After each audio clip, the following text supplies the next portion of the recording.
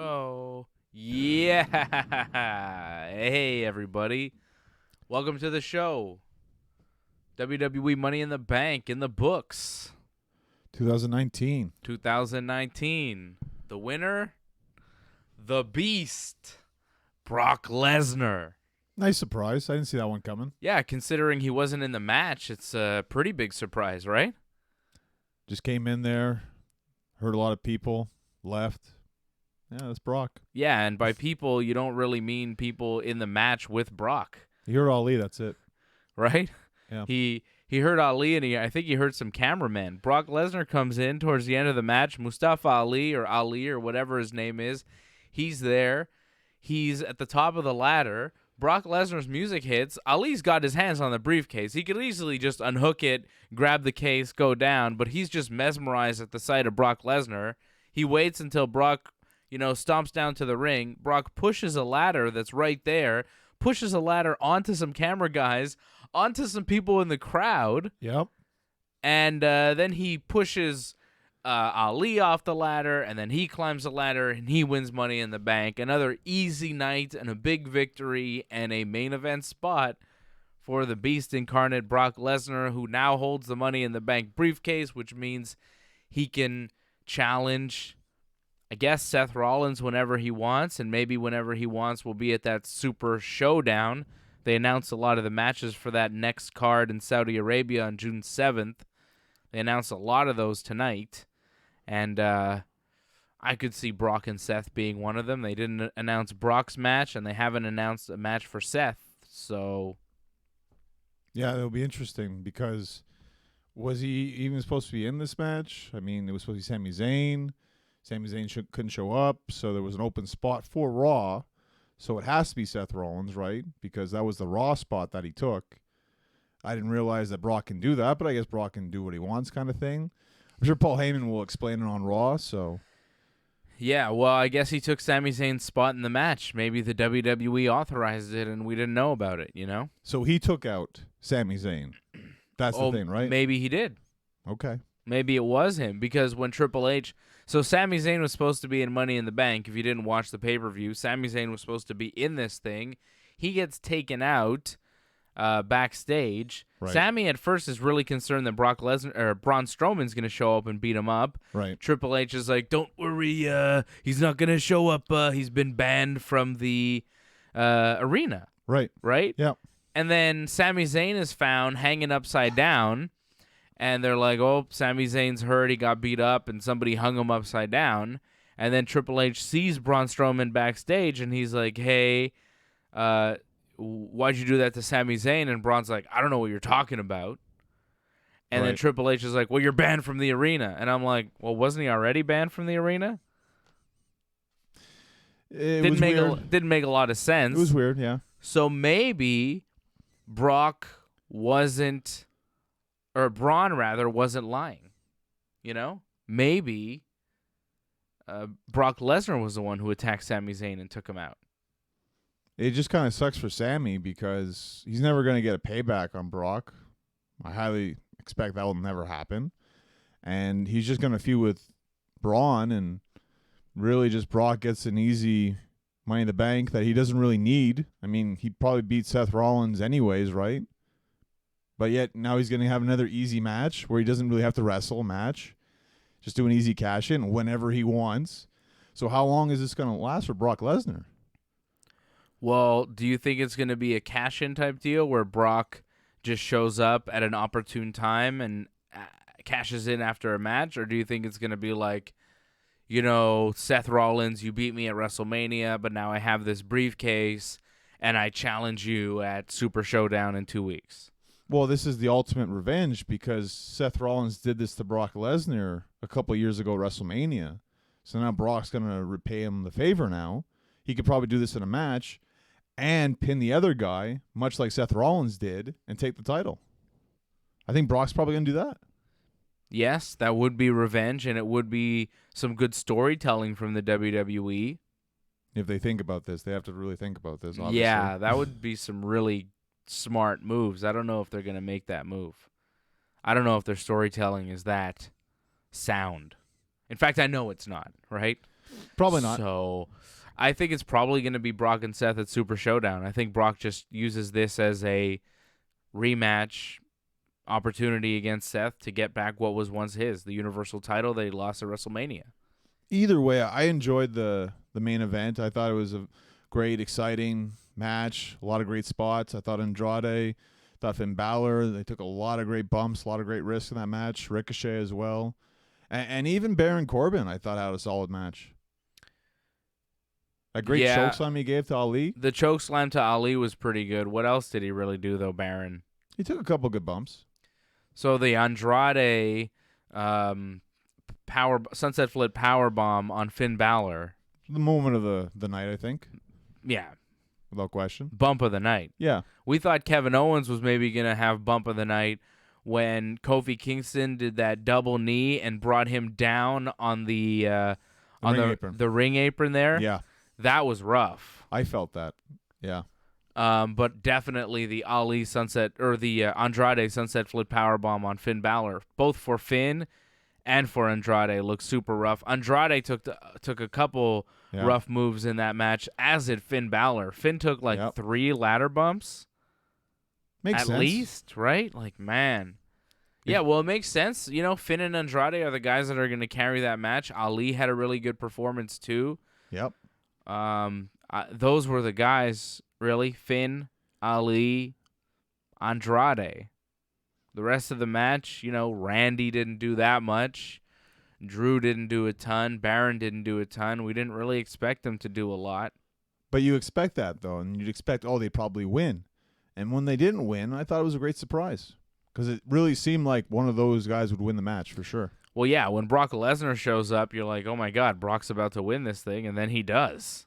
I'll take that. It's interesting. It's different. We've never seen this before. I mean, I was very surprised. And I know a lot of people are not happy about this. Oh, I bet people are furious. You want to see some of the comments? Yeah, let's see this. I'm sure there's a lot of rage.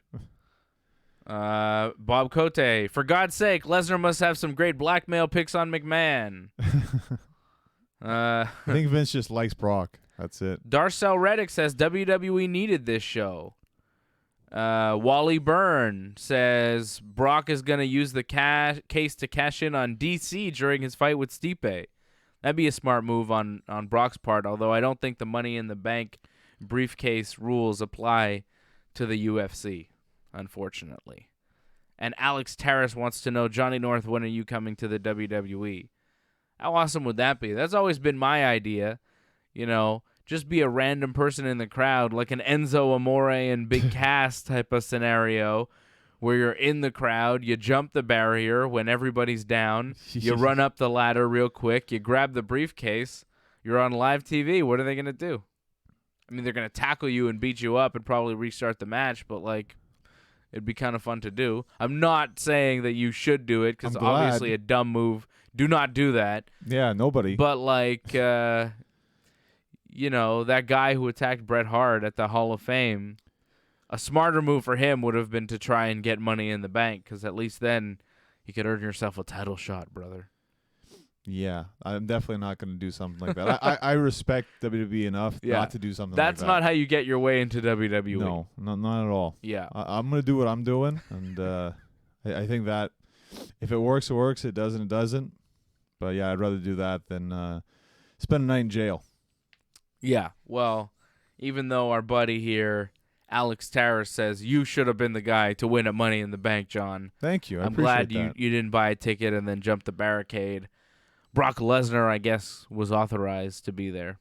They played his music, so it was probably fine. I'm sure Vince is very happy about this. And when you think about it, it's probably for the best going forward, because what else is Brock going to do? He's not going to show up every week and wrestle. He needs something like the Money in the Bank where it's like, well, Brock at any moment in time can come in. It's a perfect fit for Brock. And he doesn't need to wrestle, but he's always a threat. It's not bad. I know a lot of people aren't happy with Brock. A lot of people don't like seeing Brock. I'm not super thrilled with Brock Lesnar's choice of going to the WWE instead of the UFC. Right. It's not his fault, right? Well, apparently the UFC didn't want to pay him the money that he wanted to go and fight. So, you know, what are you going to do? However, despite the fact that I'd rather see him in the UFC. Like, I don't mind him showing up once in a while in the WWE. It's not the worst thing that they could do, especially when it's a surprise move here at Money in the Bank where, I wasn't really sure what to expect, and it's not like anybody in this match really needed it or made sense having Money in the Bank. Like, I'm not mad that Sami Zayn didn't win tonight. I'm not mad that Andrade didn't win.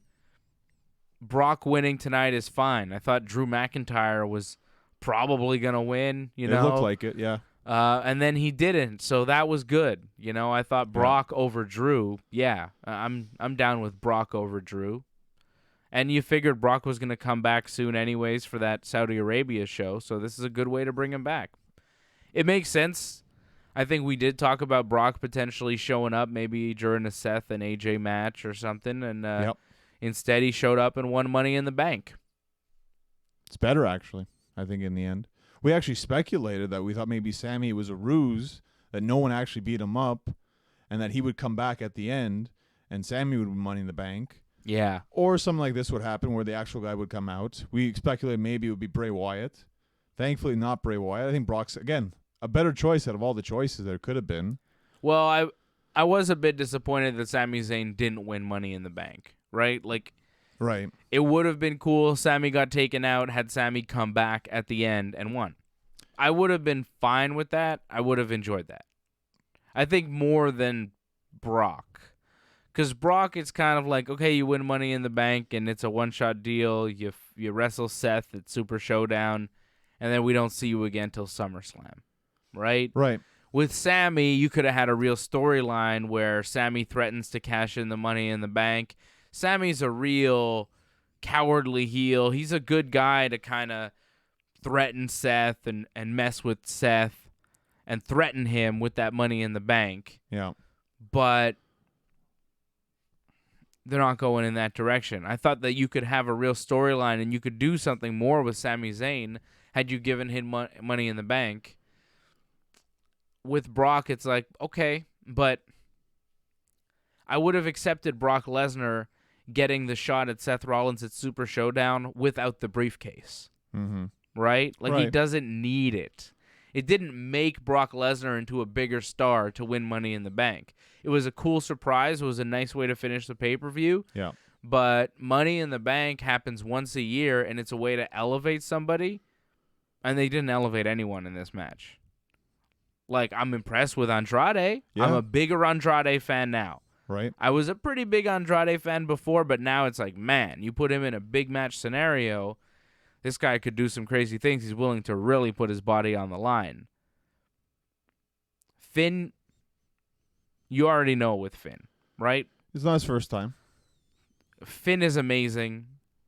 He's a main eventer. We know this. Andrade really showed something in the match. Other than that, I think Ali's never been in that kind of situation, main event, pay-per-view like that. No, it was a very good showing from Ali. Very good showing. I don't know how much he was elevated from this match. I think Andrade was elevated. I think he's the only real winner of this match. He's the only guy whose stock has risen after the Money in the Bank, and he didn't even win. It's just a good opportunity for WWE to make someone, and they chose to just give another accolade to the guy they give all the accolades to, right? Yeah, well, you also got to think who's the next guy after Seth Rollins. And of all the guys that they had in there, they really didn't have anybody, so they decided to, shoe in Brock Lesnar somehow, and that's the way they did it, because Brock's going to be the next guy, so why not? Yeah, but Brock is going to be the next guy for Saudi Arabia. Is Brock going to be the guy at Stomping Grounds, the next pay-per-view, or is Brock going to be the guy at Extreme Rules? Unlikely. Will Brock be the guy again in SummerSlam? Maybe in August. Could see it. But we're talking about taking most of the summer off here in a program you could be having with Sami Zayn. Like, Sami Zayn winning Money in the Bank would have elevated him. Of course. Brock Lesnar versus Seth Rollins at Super Showdown could have been shown in one of the graphics that they showed us tonight. Mm-hmm. showing us who's on the card, they could have just made the match. Brock Lesnar, Seth Rollins. They didn't have to have Brock win Money in the Bank to make this match at the Saudi Arabia show. Which, by the way, they didn't say Saudi Arabia at all. They said Super Showdown. They told you Undertaker's going to wrestle Goldberg. They told you Triple H is going to wrestle Randy Orton. There's going to be a 50-man battle royal. There's going to be no women allowed in the ring because they're in Saudi Arabia. They didn't say that. They didn't say Saudi Arabia. They didn't tell you no women were going to be allowed, but that's what we're telling you because it's the truth. Renee Young will probably be there. She was there last year. To do commentary ringside, not in the ring, not performing. Covered up. Covered up, big time. Yeah. They said Jeddah. They didn't tell you what country Jeddah was in. WWE being very, very careful this time, going back to Saudi Arabia, June 7th. It's their next big show. You think the big show will be in the 50-man Battle Royal? Man, that you're going to need to reinforce that ring. 50-man, it's going to be a lot of people. But they could have just announced Brock versus Seth in one of those graphics. They didn't do that. Maybe they're not going in that direction. Brock will be there, but maybe that's not his match. Maybe it'll be something else because he doesn't need to wrestle Seth, right? Because we're going to get that anyways, so give us something else. Like what? Oh, that's a great question.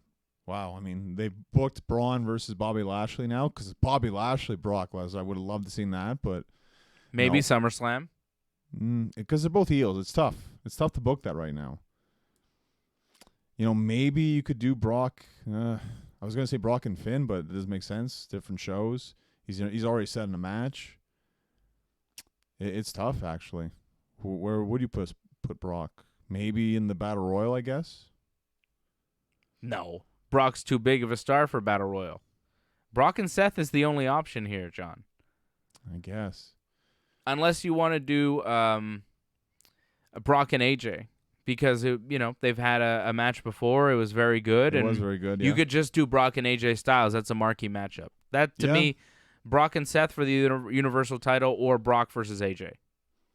But you also might just do AJ versus Seth again. Just do another rematch because they do that. Just rematches, so. But you've really opened the doors where you don't really need to do Seth and Brock right away because we felt like, that's for sure going to happen. But now it's like it's going to happen, but it doesn't need to happen right away. Brock could even show up a couple of times between now and, say, SummerSlam, tease a cash-in, not happen, and then eventually cash in, on a Raw and say, at SummerSlam it's on. Well, I say just cue the music. He doesn't show up because, you have to pay him that way. But you put fear in Seth Rollins that he could always cash in. Yeah, Paul Heyman shows up instead. Yeah. They could go down that road. As unfortunate it is for Sammy, it's still a push in the right direction because he was featured on the pay-per-view, given 2 promos. Granted, he was taken out of the big match, but he wasn't even in the big match in the first place. But at least he was featured, and I feel, again, it's a slow build towards him getting into the main event slot. He's just not there yet, unfortunately. But I think they're building towards it. I think Sammy and Seth would have a great program against each other. Once again, Seth Rollins proving that he has excellent matches against guys of similar build and similar style. Guys that guys that can move, guys that are really athletic, and guys that are about his size. He has some incredible matches with. He has really good chemistry with, and he's had great matches with Sami Zayn before. And his match tonight with AJ Styles, I think, was match of the night. Well, I think without question, yeah. But they've been building. Incredible. They've been wanting to do this match for a long time. Seth Rollins, that's his dream match pretty much. So I think he already had ideas far in advance before they even booked the match. So when you're kind of looking forward to it, you just kind of got to live up to what you have already kind of planned in your head, the ideas that you want to perform pretty much. That's it. Yeah. So it's not that hard when you're both really good. It's not that hard when you're both really good. Yeah, but okay, they're both really good. Yeah. And they went all out, and they did, they hit all their spots. It was tremendous. The torture rack powerbomb that AJ Styles gave Seth Rollins. Yep. The reverse superplex into the reverse Falcon Arrow that Seth Rollins gave AJ Styles. The way that AJ Styles kind of transition through the stomp attempt by Seth into the calf crusher move there that he does. Just a beautiful counter, beautiful wrestling, high spots, athleticism. That match had everything. The story that they told was very nice. It was a fantastic, fantastic match. Match of the night. And the Money in the Bank match was very good. I thought Kofi and Kevin Owens had a very good match. The finish was a bit weird, which we'll get to in a little bit. Right. But I thought match of the night, for me, match of the night, and for both of us, right? Yes. Our match of the night, AJ Styles and Seth Rollins. Anybody else have a different match of the night? Let me see your comments. Send us your comments. We're reading them. You can drop a comment under this video as well. Do not forget to subscribe to the channel. And if you click that little thing there, that little bell, you'll see it. Boom, that bell. You'll get a notification once you're a subscriber whenever we go live, whenever there's a new video. So make sure to subscribe and click the bell so you get those alerts and you know when we're on right away so you don't miss anything. But what was your match of the night? Let me check a couple of the comments here. Where are we here? Too Cool says Rollins versus Styles was the only good match on the card. Wow. Match of the night, Johnny. I feel like this isn't... Alex Tarras is just spamming the chat, I think, with just pro Johnny North stuff. Johnny North, 24 hours all the time. I think he's your biggest fan. He was also a big AJ fan, if I'm not mistaken, as well. He's like, AJ's the best all the time. I wonder if he's one of AJ's dummy accounts or if it's actually a real person. Or his son. Alex Tarras, are you AJ or are you a real person? That's a big question. Shout out to you, AJ. We love you. I think Ben wrote that Deep Bry being on the undercard was a disgrace. Yeah, Daniel Bryan and Rowan facing the Usos on the pre-show match. And losing. Daniel Bryan taking the fall as well. Bryan taking the double top rope splash from the Usos, going down for the 1, 2, 3. The match was pretty good, but... You're the champs, too. Yeah, they're the champions. It was a non-title match. But it's not bad because, look, the Usos are on Raw. They're not going to get a shot at the SmackDown Tag Team titles. It makes sense. The Usos have to stay strong because they're on Raw. They're still one of the top tag teams. And Daniel Bryan and Rowan can go on and still beat all the tag teams on SmackDown, and everybody will forget this. Well, I think that's it. They need to kind of, unfortunately, put down Daniel Bryan and Rowan to show that they aren't super powerful so that the other tag teams that are kind of weak can actually have a chance against them. Maybe. Make them look a little weak because Daniel Bryan is a world champion, and is there anybody in the tag team division that's credibly beating him right now? I'm not really sure who's in the SmackDown tag team division. The B team, Heavy Machinery, the Colones, if they even still exist. The Colones are still around. I love those guys. So Big fan. I mean, kind of the New Day. I guess they're kind of a decent team. Are they a tag team, though? Kofi's the champion and Xavier's by himself because Big E is hurt. They could team if he needs them. I mean, but it's rough right now for Daniel Bryan and Rowan. Yeah. Well, I'm a big fan of Daniel Bryan's, but I think it is a shame that he was WWE champion at WrestleMania, and now the following pay-per-view, he's a SmackDown Tag Team champion on the pre-show. But in terms of his longevity, this is fantastic because you keep him in the tag team division, there's a greater chance that he won't get hurt because he's going to probably do less because you're in a tag team. So you don't have to take all the bumps and the crazy spots all the time. You can let Rowan do some of that. It makes sense. I think this is better for him. Plus, he's still not working all the house shows, right? Yeah. So this might help in terms of the long term of his career for him to keep going. It's better. If they're not going to put him in the main event, he might as well be in a tag team. You're still a featured. You're a champion. Yeah. So it's not a bad spot. He's still a featured act. He's still one of the top guys. He just doesn't have to do all the hard work. He can kind of rest. And then when it's time for them to bring him back in the mix, he'll be ready. He'll be fresh. And it gives attention to a division that's kind of weak right now, especially on SmackDown. So you kind of need a big star like Daniel Bryan to help elevate it. It helps elevate Rowan as well, rubbing with a big star like Daniel Bryan. It definitely makes Rowan a bigger star for sure. What else did we have here? So, match of the night, I don't think there's really a debate. It was Seth Rollins and AJ Styles. I thought the pay-per-view overall was pretty good. What did you give it as a match rating? I saw our man Chris Carter before gave it a 7.2 out of 10. Very specific. I'm not quite sure what the difference between a 7.2 and a 7.1 or a 7.3 is, but maybe one day when we meet again, Chris Carter, you can explain to me the finer points of your rating system. I, however, will go into half points only. I'm not going to go into the small decimals. It will be half points. I'd give it a good 7.5. Wow. I thought it was a good pay-per-view. I can't really think of any match that was bad. You know, the Roman Reigns Elias match didn't really happen.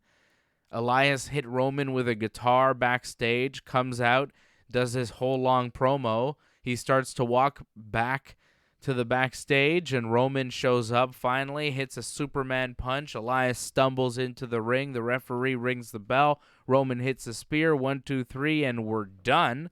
I thought we got out of that pretty easily. I was really not looking forward to that match. It was the one match on this card where I thought, oh boy, this is going to be a stinker, and we didn't even have to sit through it. I thought both Money in the Bank matches turned out well. We had a surprise with Brock Lesnar. We had Bayley cashing in. She won the Money in the Bank, and then she cashed in on the new champion, Charlotte, so we had 2 new champions there. We had Rey Mysterio and Samoa Joe with a weird match that had blood and violence and a title change in just about 2 minutes. Yep. Right? I thought the pay-per-view was pretty good, like a 7.5 to an 8. Like, wow, it was good. I really enjoyed this pay-per-view tonight, Johnny. What would you give it before we see? I see some of the comments trickling in. We'll get to those in a second. I'm giving it a 7.5. I liked Money in the Bank 2019. I thought it was a solid effort from the WWE. Very few low points, if any. You know, I thought maybe Miz and Shane was my least favorite match. Other than that, it was cool. And Miz and Shane wasn't even that bad.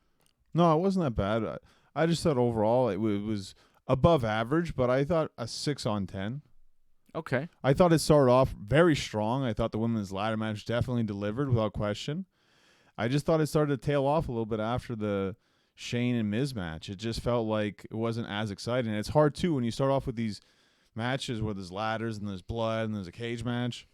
Then you go back to just wrestling matches. It's hard to keep that level of excitement. I felt it just kind of died down a bit. It went back up again for the main event matches once we get to the title matches and the ladder match. But that's it. Like, it felt in the middle, there's a bit of a lull. And to me, it hurt the pay-per-view a bit, and it wasn't as exciting. So, 6 on 10. Still good. Just where was the lull? When did that happen? I guess it started with when Becky's matches, I guess. I thought Becky and Lacey Evans, I mean, I understand Lacey, it's her first pay-per-view, but I really thought it just wasn't that exciting. Didn't really deliver. I thought the Charlotte stuff, again, that match too, nothing really spectacular. We've seen that match many times before. Nothing really stood out, just the fact that Charlotte won. Then the Bayley cash-in, which was kind of controversial because Charlotte wasn't ready.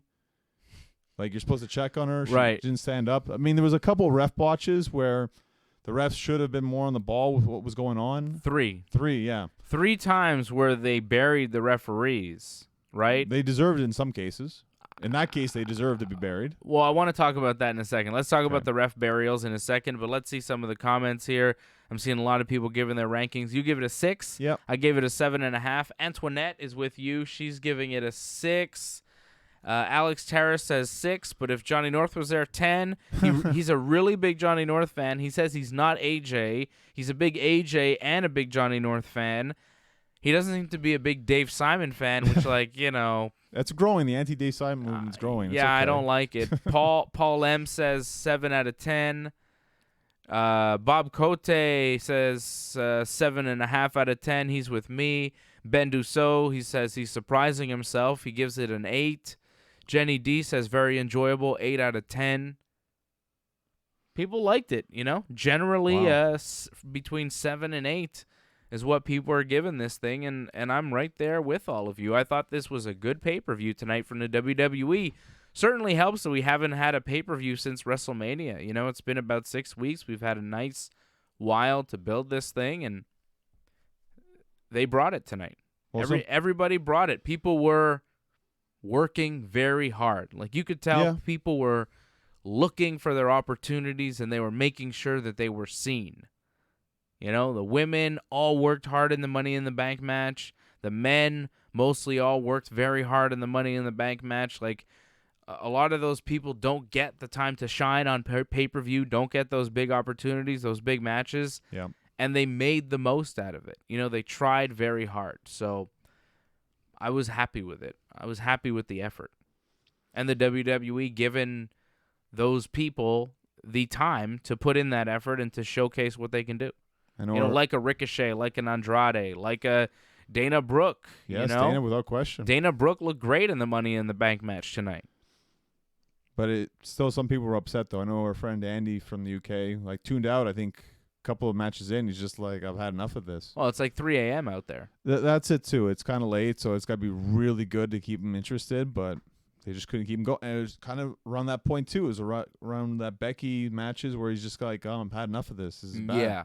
I didn't love the Becky-Lacey Evans match. It wasn't bad. It's a big letdown from everything you've already seen. Yeah. It's tough, though. I mean, it's not an easy spot to be put in when you see all these, hardcore matches and then, we have to go back to wrestling. It's not easy to make that transition. It wasn't bad, but it wasn't a shining light on the pay-per-view. It's Lacey's first pay-per-view appearance. I mean, she's still learning.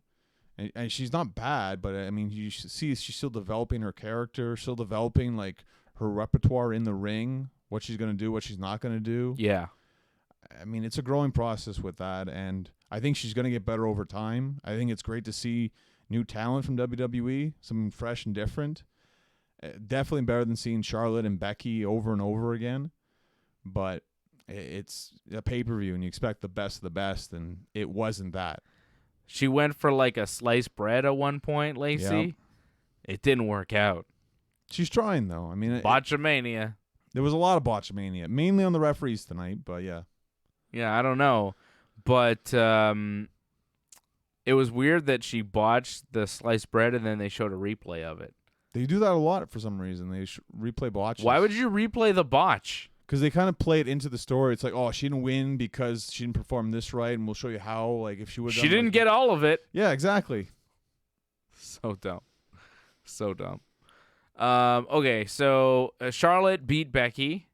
Charlotte shows up right after Becky's match. It was supposed to be later in the night, but Charlotte's like, "Come on, Becky, what are you scared?" And Becky's like, "I'm not scared. I'm not scared of anybody. I'm Becky Lynch." She goes in. And then Lacey Evans does her woman's right punch to Becky during the match while the ref was distracted. And then Charlotte hits a big boot on Becky and pins her and becomes the new SmackDown Women's Champion. Lacey and Charlotte proceed to beat up on Becky after the match. And then Bayley, who has won the Women's Money in the Bank match in the opening match of the night, she comes in with her briefcase and decides she's going to not only save Becky Lynch, but she sees Charlotte in this beaten state. She's going to cash in on Charlotte Flair. She does, and she wins the Women's Money in the Bank. Or wins the SmackDown Women's title, right? Yeah. She's cashed in the Money in the Bank now. So Bayley's the new champion. It's all well and good. But the commentary is saying, well, the referee didn't let Charlotte get up to her feet. She was all beat up, and he started the match while Charlotte was still down and, out of it. Yep. That match should have never happened. What's the referee doing? So they bury the ref. Yep. Then in the, what was it? It was the Rey Mysterio. Yeah, the Rey Mysterio match, which was another strange one. So Rey Mysterio and Samoa Joe have a match. It's for the U.S. title.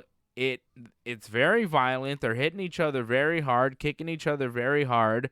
Ray hits Joe with a seated senton, and bust Joe's nose wide open. Joe, I think it was a broken nose. It was pretty It bad. looked pretty bad. Yeah, it looked really It was bad. pretty bad. Joe was bleeding pretty bad, but I don't think the match was cut short because of it. No, I think that's what they were supposed to do. It was the planned finish, even though it was only about a couple of minutes. Ray winds up winning with a like a Hurricane Rana into a pinfall, gets a 1-2-3, becomes a champion, and then after that, Dominic, Ray's son, is there, and they're celebrating, but then Joe beats up on Ray after the match and like stares at Dominic and is all mean, so the Joe and Ray thing is still going on. But during that match, like at the finish, Joe's shoulder's clearly up The whole time. Yeah. And the camera's like right on his raised shoulder during the pin. So, they bury the referee there. They're like, hey, his shoulder was up. So there's the Charlotte thing, there's the Joe thing, and then there was the Miz and Shane McMahon deal where Shane was down in the ring and Miz had him pinned. Mm-hmm. And then Shane put his foot on the ropes, and the ref called for a rope break. And the commentary was like, what are you talking about, referee? This is a steel cage match. There's no DQs, no rope break. And they bury the ref again. So 3 times in 3 different matches, commentary's burying the referees. I don't know if it was a miscommunication between the backstage or some sort of storyline that they're working. I don't think it's a storyline. It was kind of strange. And I even dispute the fact that the rope break shouldn't be allowed in a steel cage match, because a rope break is to break up like a submission in a no DQ match. Like, say it's a steel cage match and Miz puts Shane in the figure 4.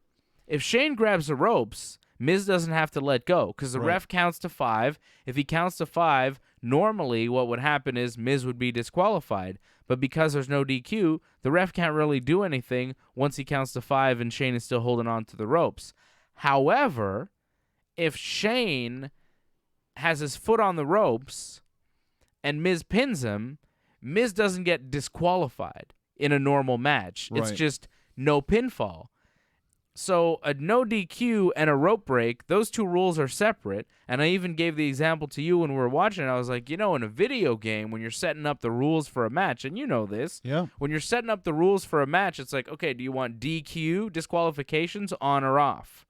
Do you want rope break, on or off? It's two separate things. Sometimes you can have a match with rope break on, but no DQ.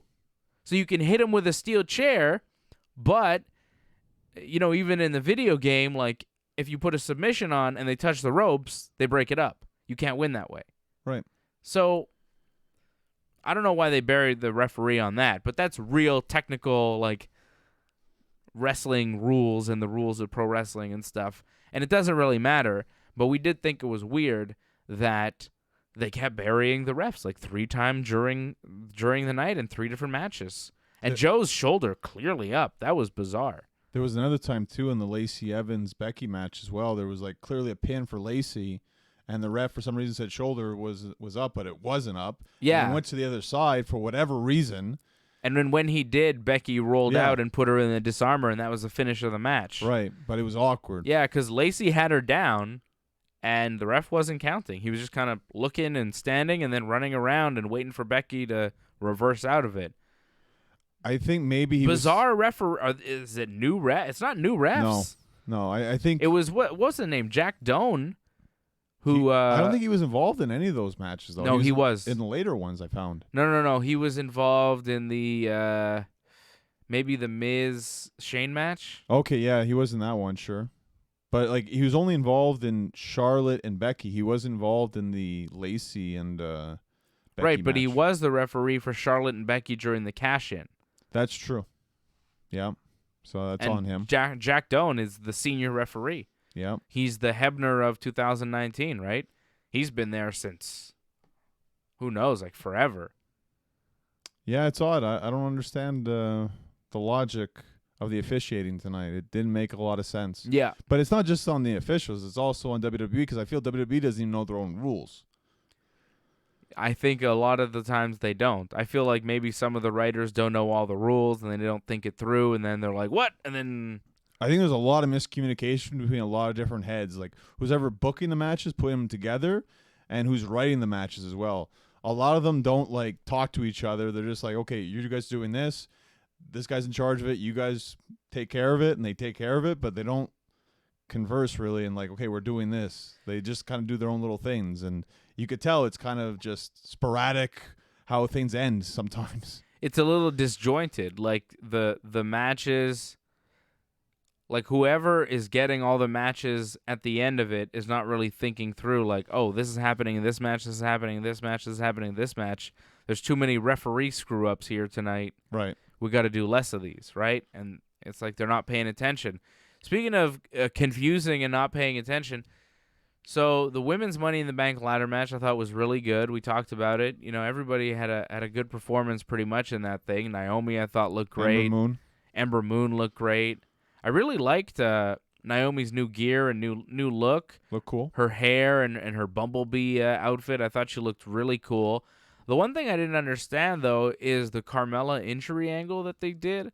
It was a little bizarre. Like, it looked like Mandy kicked Carmella in the knee, and then Carmella goes down with some sort of injury, and there's doctors checking on her, and it looked legit at the time. Like, it did. It was hard to tell. It was well done, right? Yeah. And they bring Carmella backstage, and it looks like Carmella's out of the match, and Mandy hurt her, which, you could believe, makes sense. And then Mandy's about to win the Money in the Bank, and Carmella comes out and stops her. Yeah.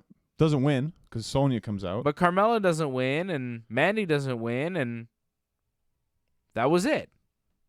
Yeah, it was weird, but it was not a bad, like, it wasn't a bad little angle for the match. As you would put it, it was salad dressing, right? It was a little something extra, a little story to make the match a little more interesting. It worked, but it was a bit weird. Well, I believe the injury. I thought she was legit hurt. Me too. Because it looked like they had something planned, and then it felt real at the time. The way they sold it and everything, yeah, without question. I think Carmella did a great sell job. She really did. Yeah, it was really impressive. And the fact that they used that as a bit of a false finish, I thought that was really well done. I really thought Mandy was going to win this for sure. And in the end, like, they were able to swerve it quite well in the end. It was well done. Yeah, it was well done. I wasn't expecting much from the women's It was a bit weird. Like, it was kind of like not a thing they do normally, like a strange kind of injury angle like this during a match, and then a comeback with no... Like, usually if Carmella were to come back, she'd come back to win. Right. But she just kind of came back to take Mandy out and stop her from winning, and that was really it. Well, Ric Flair did this one time where he took a big suplex bump in a Money in the Bank, and he left. And he came back. But he didn't win. And he didn't win. But that's Ric Flair, though, where it's like, oh, man, Ric Flair, like, almost killed himself. Like, I can believe he's almost dead. He's so old. But yeah. Carmella, it's like, well, I think they just screwed up. Like, they don't know what they're doing. But this, I don't know. They pulled it off quite well. Yeah. It was pretty cool. All right, what else happened at this thing? Tony Nese and Ariya Daivari had a match on pay-per-view. Rare. Cruiserweight, yeah. Yeah. I liked it. I thought it was a good match. Bit of a weak finish, though. Like, they hit each other with a bunch of stuff. Yep. And then Tony Nese hits a running knee on Daivari and pins him, and that was it. Good match, bad finish. It seems like most cruiserweight matches hit a bunch of cool moves, like great false finishes, and then the finish is kind of flat. And it just, like, it takes away from what 205 is. It should be some of the best action you see, and then it feels like, whatever in the end. That was kind of really disappointing. It doesn't have to be this way. Like, I'm watching the Best of the Super Juniors in New Japan right now, the big cruiserweight tournament that they're doing. And, it's a cruiserweight deal, and their finishes aren't always flat. So it's not like it has to be that way. You don't have to hit a million moves and then hit a weak move to finish. Like, just hit another cool move, or hit like 2 or 3 moves that are cool and then finish it. Like, they could have finished that match earlier on one of the cool moves that they did, right? Like a 450 or whatever. They could have finished there, but instead they finish on a running knee, and you're kind of like, yeah, wasn't so good. You got to wonder, maybe it was time constraints. It could have been a thing where it's like, oh, we want to do a bunch of stuff, and then it's like, oh, you guys have to go home right now. So it's like, oh, just do something quick. Boom, it's over. Like, it could have been something like that, unfortunately. Another match that I thought was really good, but the finish was a little awkward, was the Kofi Kingston-Kevin Owens match. Well, Kofi Kingston retains the WWE Championship. He beats Kevin Owens, hits the Trouble in Paradise. So Kevin Owens goes through the trouble of taking Kofi's shoes off for some reason. right. Because I guess he's sick of getting kicked in the head with those shoes. Yeah. And then Kevin goes for a swanton off the top. Kofi keeps his knees up. Kevin lands on his knees. And then Kofi hits him in his socks with the Trouble in Paradise, kicks him anyways, and pins him. Yeah. So, like, you go through the trouble of taking the guy's shoes off because it hurts when he kicks you, but then he kicks you without the shoes on, and you still lose. I think that was Kevin just being Kevin, just trying to be dramatic and make something out of nothing. And it kind of worked where it's like, oh, well, now Kofi's at disadvantage. Nope, he wasn't at disadvantage at all. He still won the match anyways. I mean, it kind of made Kofi look really strong where it's like, man, his kicks are lethal no matter what. So Kofi's now defended the title since winning at WrestleMania against Daniel Bryan, AJ Styles, Sami Zayn in a triple threat match, and now Kevin Owens on pay-per-view. All clean victories, all big title defenses for Kofi Kingston. The build is on for Kofi. I don't feel he needed any help on any of them. I mean, kind of the throughway a bit, but there was also a bit. That was an ODQ match, so it's a little bit different, but still. He's doing it on his own. Yeah. Woods wasn't even ringside during the match. He said he didn't want to be ringside because Kofi wanted to prove it, and he did. He's proving that he's a great champion.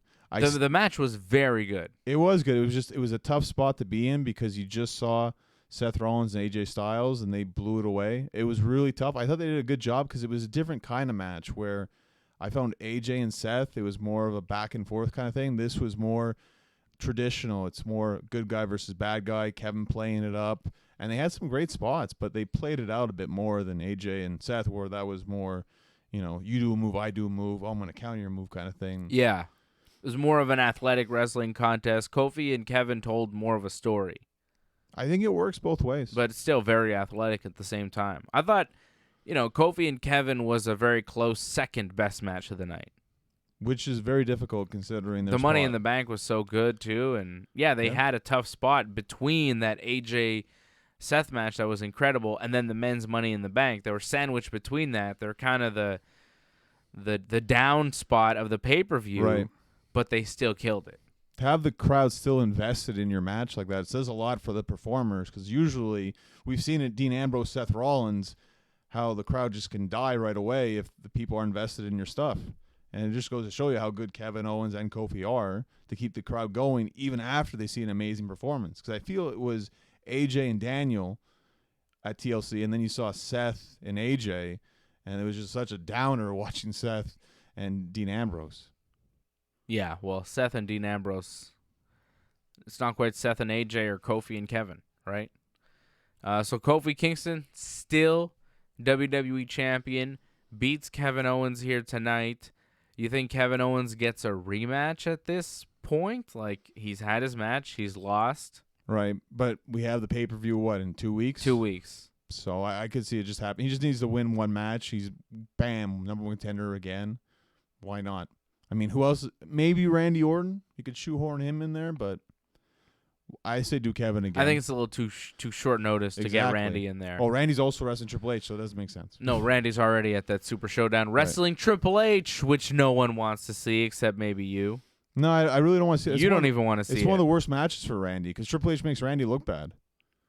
Triple H is going to win, too. Probably, yeah, because Triple H is on this, I'm going to come back, I'm going for the title again streak. What? Here. You don't feel that way? No. I feel that way. It's coming again. Triple H is going for another title run. At least building towards getting another title shot. I think it's going to happen. Seth's title? It could be any title. I mean, however it just falls up on a big show when they need Triple H to wrestle for the championship. Unnecessary. He never needs to wrestle for the title again. Charlotte won another title tonight and then quickly dropped it. So there's another title reign in the books for Charlotte Flair. 9-time women's champion now. So quick. How many years that took? 6? Maybe 5 or 6, yeah. Terrible. I mean, she'll be at 16 pretty soon. Yeah. She's a Flair. It's what they do. They win a lot of titles. And they lose a lot of titles. That's why they have so many title reigns. Well, Flair was like that too. He just win and drop it and then win it back. Like, yeah, he did a lot of that stuff. Yeah. Charlotte's doing the same. It's just Part of the family gimmick, brother. It's just not exciting. Like, someone tweeted to me before, I think it was Wrestling Junkie tweeted to me, like, it'd be more impressive to see her just hold the title longer. Like, actually have a long reign. I feel maybe she had one long reign when she was Divas champion, then the women's champion. And that was it. Every time it's just been switch back. Yeah, she has very short reigns. You're not a great champion that way. Speaking of championships, Johnny North, we had a major announcement tonight on the pay-per-view, and people are asking us on the chat. I'm seeing the questions. It's coming up quite a bit. What is this new championship that they're announcing? Mick Foley being announced for Raw tomorrow night to unveil a new championship for the WWE. A lot of people say Mick Foley, new title, hardcore title, of course, but like they don't do hardcore matches. It was a cool concept, a 24/7, you could challenge anywhere, hardcore champion. I liked it. I was always a big fan, but they don't do that type of wrestling anymore in WWE. I mean, they'll hit you with a chair, they'll put you through a table, they'll hit you with a kendo stick, but they're not going to hit you in the head with a chair.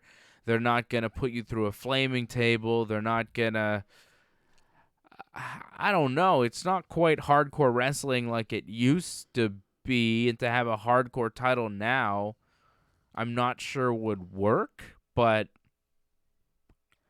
I'm not against it, but I'm also not convinced that that's what they're doing. If they were to do a new championship, I think it should be a 6-man tag title. Wow. A trios title. Okay. Many wrestling promotions have them. 6-man tag titles. New Japan has them. Ring of Honor has them.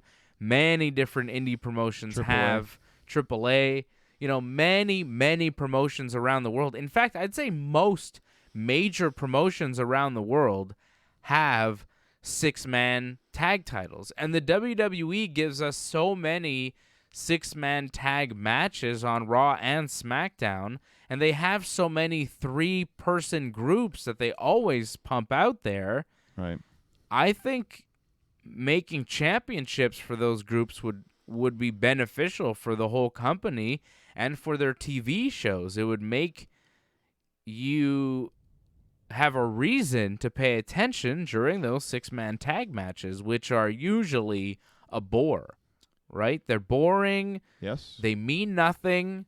They have no reason or purpose other than to fill time. If you had, number 1 contenders, if you had tag team titles, a triple, 3-man, 6-man tag championship, I think it would be really good for the company. The New Day could win a whole new set of titles. All 3 of them could hold belts at the same time that Kofi is the WWE champion. I think it would work. And honestly, I don't know what other title you really need in the WWE right now. I think a hardcore title is a bit silly and they shouldn't do it.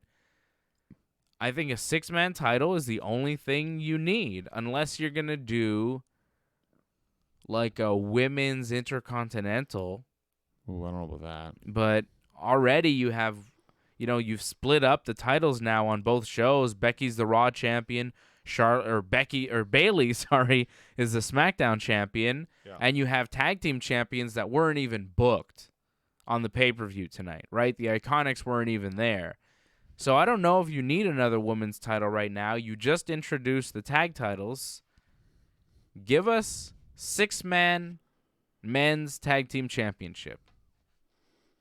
I like the idea. It's just I think the timing right now isn't good for it. The problem is there's too many championships. I don't like it's something for Drew, Baron, and Bobby to have. Well, right, because Drew, Baron, Bobby need something. When you think of trios, that's really the only trio that really comes to mind on Raw right now, right? There's New Day, but they're hurt. Yeah, well, New Day's not on Raw. But one for Raw, one for SmackDown in terms of trios. The Usos could find a friend.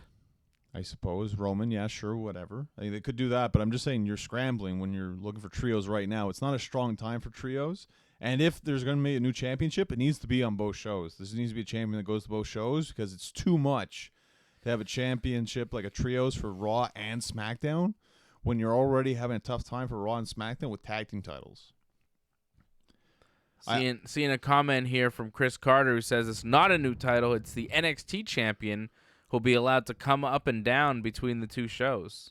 I hope so. Now, is that your hunch, Chris, or is that something you read? Like, is that confirmed somewhere? Is that what people are saying? What I would love, actually, not just the NXT title, why not the NXT UK championship? It'd be awesome to have, like, Walter be on Raw or SmackDown. I think he'd be an amazing talent because he really stands out. Yeah, Walter, like, we should see more of him. He's Yeah. tremendous. It'd be cool to see that because it'd be kind of like the European Championship in a sense. They used to have that in WWE. Yeah.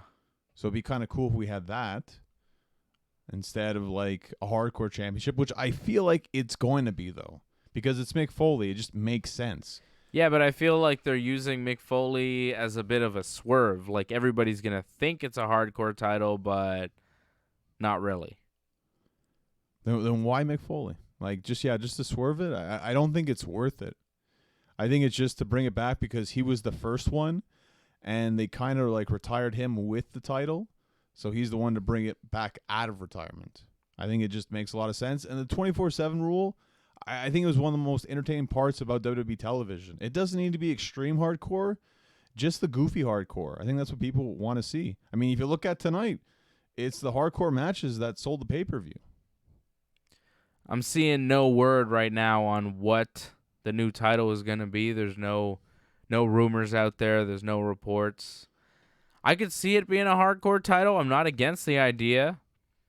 I'm not against the idea of an NXT champion being able to show up on Raw or SmackDown. I'm not against the idea of a TV title like Derek John is saying. Derek John's saying he wants a TV title. Chris Carter's saying that NXT title deal was just his hunch on what's going to happen. I'd like a trios championship. Johnny wants a hardcore title. 24/7. Hey, man, title. it's a reason to tune into Raw tomorrow night.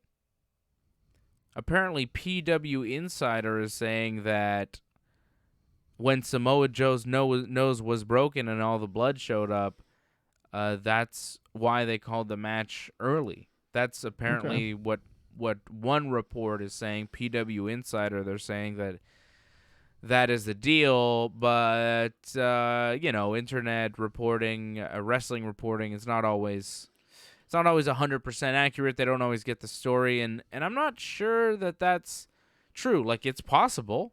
You never know. But it felt like it made sense for the match to be short, given how quick and violent it was and how short the match was at WrestleMania. Like, at WrestleMania, Joe won in 60 seconds, beat Ray real quick, and now here at Money in the Bank in the big rematch for the title, Ray beats Joe real fast. Like, I could see why somebody might be looking and thinking, that match was stopped because of the blood, but I'm not sure that that's the case. There may be reports out there that are saying that, but I'm not sure I believe them, right?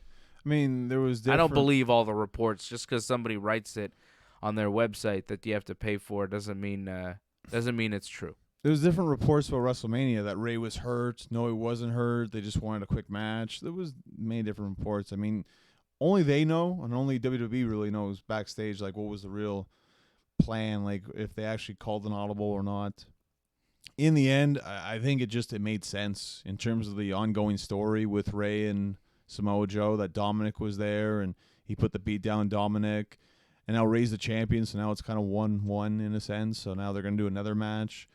It just made sense. Probably at Super Showdown. Probably, yeah. It just made sense. We didn't see the Universal or WWE title change hands, so we changed the U.S. title. It just seemed it flowed right. I doubt Ray won the title when he wasn't supposed to. Yeah. I don't think Ray was not supposed to win. Right. You know, you can't take a lot of these reports necessarily as fact. Like, I'm just checking out reports now, trying to get some latest news as we wrap up the show here, trying to get some late-breaking stuff. And I'm seeing potential Money in the Bank spoiler. Dave Meltzer reporting that Drew McIntyre was supposed to win tonight's Money in the Bank ladder match. Oh, I definitely saw that. The way it was put together, it definitely looked like that. Yeah, but like, just because somebody reports somebody's going to win doesn't mean it's actually going to happen. But even the way like the match was shaping up and everything, it looked like Drew McIntyre was set to win the match. And then something just changed. Thankfully, it changed, and then he didn't win the match. It did feel like they were pushing Drew for something. Yeah. But I felt like it would be too obvious if they gave it to Drew because everybody was predicting Drew. When it's too obvious like that, they often switch things up because, they don't want you to be able to predict it so easily. Especially when Dave Meltzer or somebody like that reports that, like, hey, this is going to happen. WWE's like, no, it isn't, pal. And they could switch it up just based on spite. Oh, yeah, to stick it to Meltzer? They love doing that. Yeah. There's no question about that. Yeah. I'm sure they do. Oh, man. Good stuff. So I enjoyed Money in the Bank tonight, Johnny North. I thought it was a good pay-per-view. Another solid pay-per-view. I mean, usually Money in the Bank delivers, and again, it delivered. Thought it was a good night. I actually look forward to Super Showdown. I know you're not looking forward to Undertaker and Goldberg, but I'm looking forward to seeing what they can do. Yeah, that's not the match I'm really looking forward to at Super Showdown. What's the match then? No, I don't have one. I don't know. The 50-man Battle Finn Royal? Andrade? Finn versus Andrade? Yeah. The Demon versus Andrade. The Demon, yeah. Yeah, I think that's probably the match that'll do it. I hope it's not a squash. I'd be worried if it's a squash. If they do AJ Styles Brock, that'll be fun. That'd be amazing. What's Daniel Bryan going to do on the card? Well, will he even be there? Yeah, I don't know about that. I don't know if he'll make the trip. Probably not. Will Roman make the trip? Why not? He said he didn't want to last time. He didn't go. Well, he was out because of leukemia. Yeah, but apparently he wasn't going to go even if he was healthy. Okay. Well, we'll wait and see, right? I feel like him and Elias were getting an actual match next time around on pay-per-view, but do we need to see it at Super Showdown or Stomping Grounds? Doesn't really matter, right? Just keep him out of the title picture. That's what you want. Yeah, until it's time. And then you bring him back. Well, once Randy wins the title. It's only a matter of time before Roman Reigns becomes WWE champion. You know it, and I know it. Well, it may not happen till WrestleMania, but by Mania, he'll have held the title at least once. Right? Like, probably. But I feel like we're just building towards Rollins versus Reigns at WrestleMania next year. I feel like Roman's probably going to win the Rumble. Oh, that's not the match that I want to see. I want to see Daniel Bryan and Rowan defending the tag team titles against The Rock and Roman Reigns. Main event of WrestleMania. That'd be cool. I'd love to see that. Hey, we can dream, right? Big dreams, big plans. Do subscribe to the channel. Click the like button. Subscribe. And click that bell. Click the bell right there. So anytime we're on, you get an alert. If you subscribe and you click the bell, you'll get the alert when we're on, when we're live, when we're doing shows. I'll be back live here 8 p.m. Thursday night for Ringside Report. Freddie will be here. AJ will be here. We'll talk some MMA. We'll talk about the UFC card that happened last night and whatever else is going on in the UFC. Johnny and I will be back here on Friday afternoon at about 12:30 for Dave and Johnny Live. Who knows what'll happen there? Well, I know one thing that'll happen there. We're going to preview Double or Nothing, the first ever All Elite Wrestling show. We are going to be previewing the Double or Nothing card this Friday at 12:30 on Dave and Johnny Live. So tune in for that, and also tune in after Double or Nothing. We'll be back here to do the Double or Nothing review show. So a big week coming up. Ringside Report, 8 p.m. here on the YouTube channel. 8 p.m. on Thursday.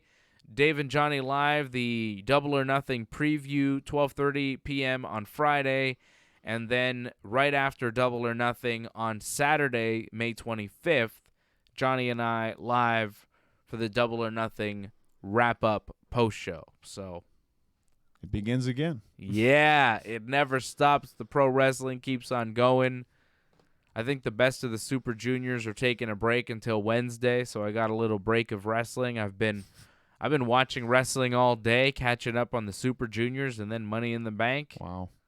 Time for a little wrestling break, although it's not because I'm going to watch Raw tomorrow night. So it never, ever stops. Raw tomorrow night, SmackDown on Tuesday, then the Super Juniors kick back in on Wednesday, and we're right back into it. It's a whole month of New Japan stuff, and then Double or Nothing. And then the following Friday, it'll be in Saudi Arabia. So it really 2 p.m. start. never stops. Never. The wrestling in my life never stops, and I love it. I feel like it's, what, a 4 or 5 hour event? It's going to be over like around 6 or something? Yeah. Wow. It's going to be long. It'll be fun, though. Don't worry. I hope so. It's always fun. All right, everybody. Thank you for watching. Thank you for all your comments. Final comments? Leave a thumbs up on the video. Send us your comments. Leave a comment under this video. What do you want us to talk about Friday on Dave and Johnny Live? Leave a comment under this video. What do you want us to talk about Friday on Dave and Johnny Live? We're going to preview Double or Nothing, but like anything else you want to talk about, anything else you want us to cover, literally anything, leave a comment under this video, and we will talk about it on Friday on the next episode of Dave and Johnny Live. So all you have to do is right under this video here, leave a comment, tell us what you want to talk about, and then we'll talk about it. It's really leaving it wide open. Wide open. Like literally anything. I don't do this very often. Wow. I don't think we've ever done this before, but like anything you want us to talk about. You want to know about Johnny North's personal life? We'll talk about it. You want to know about my personal life? That's out of bounds. We don't talk about that. That's fantastic. AJ's open, of course, too. You want to talk about AJ's personal life? We will talk about it in depth without his permission. Of course. So not Fred, though. Leave a comment right under this video, and we'll talk about whatever you guys want. Thank you for watching the Money in the Bank post show. Hope you liked it. Thanks for commenting. And for those of you out in the UK, out in Ireland, all over Europe, Wally, everybody watching, thank you for staying up till like 6 a.m. to watch Money in the Bank with us. We appreciate each and every one of you. Peace. Bye-bye. We love you.